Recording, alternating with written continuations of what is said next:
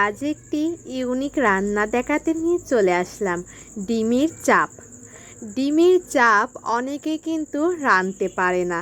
যারা রাঁধতে পারে না, আমি তাদের জন্য এই রান্নাটি নিয়ে চলে আসলাম। কয়েকটি ডিম ফাটিয়ে নিয়েছি এবং নিয়ে নিচ্ছি শুকনো লঙ্কা বাটা, এছাড়াও জিরে আর আদা বাটা। তারপর ভালোভাবে একটি মিশ্রণ তৈরি করে নিলাম।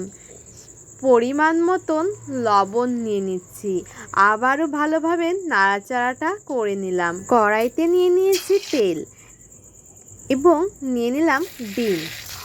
আর বলে রাখা ভালো যে তেলটা অবশ্যই কিন্তু খুবই গরম করে নেবেন, তাহলে ডিমটা খুব সুন্দর করে প্যারাশুটের মতন ফুলে উঠবে। ডিমগুলো সব এক এক করে আমি ভাজি করে নিচ্ছি। এখন ওই ডিম ভাজা তেলের মধ্যেই নিয়ে নিচ্ছি জিরা আর তেজপাতা, হালকাভাবে ভেজে নিয়েছি। ভাজা হয়ে গেলে নিয়ে নিচ্ছি আমি আলুটা যদি আপনারা পারেন সিদ্ধ করে নেবেন, আবার যদি দরকার হয় তো সিদ্ধ করা লাগবে না। লবণ নিয়ে নিচ্ছি এবং হলুদ নিয়ে নিচ্ছি 1 চা চামচের একটু কম।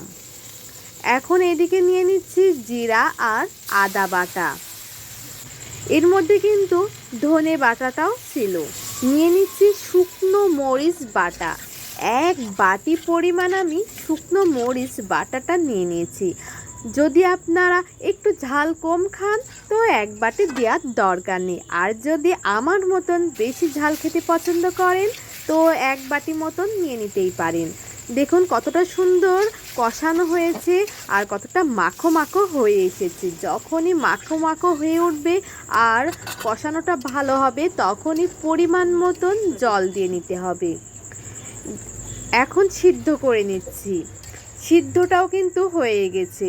টকবক করে যখন ফুটবে আর ওই ফুটার মাঝেই নিয়ে নিতে হবে ওই প্যারাশুটের মতন ডিম ভাজি। হালকা করে নাড়াচাড়া করে নিচ্ছি।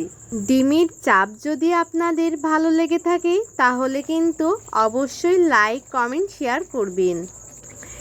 এই যে ডিমের চাপ প্রায় রান্না শেষ, তাই আমি গরম মশলা বাটাটা দিয়ে নিচ্ছি। এখন এটা নামিয়ে নেব। আপনাদের এই রান্না যদি ভালো লেগে থাকে তাহলে কিন্তু অবশ্যই বাড়িতে বানিয়ে খাবেন ডিমের চাপ, এবং আমার পেজে কিন্তু লাইক, কমেন্ট, শেয়ার করবেন। এছাড়াও কমেন্ট করে জানাবেন রান্নাটি কেমন হয়েছে।